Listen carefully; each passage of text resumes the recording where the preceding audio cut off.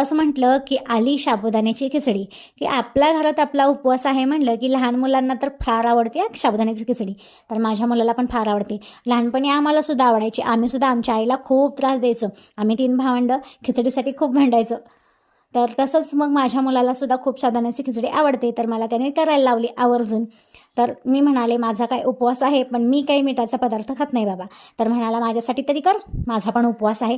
तर आवर्जून असा उपवास कोण करतो रे बाबा साबुदाण्याची खिचडी खाण्यासाठी. मी म्हटलं, बाबा तू काय उपवास करू नको, पण मी तुझ्यासाठी खिचडी करते. तर मस्त अशी मग मी 1 वाटी शाबूत तांदूळ भिजत घातले आणि तासाभराने मग मी 2 बटाटे खिसून, हिरवी मिरची चिरून, शेंगदाण्याचं कूट, मीठ घालून मस्त अशी त्याला मऊ लुसलुशीत बटाटा घालून अशी साबुदाण्याची खिचडी करून दिली. आणि मी माझ्यासाठी केले दहीमध्ये पाण्याचा एकही थेंब न टाकता मस्त असे मऊ लुसलुशीत आणि शिजवून घेतले. तर मग जाता जाता व्हिडिओला लाईक, शेअर, सबस्क्राईब अजिबात करायला विसरू नका. धन्यवाद.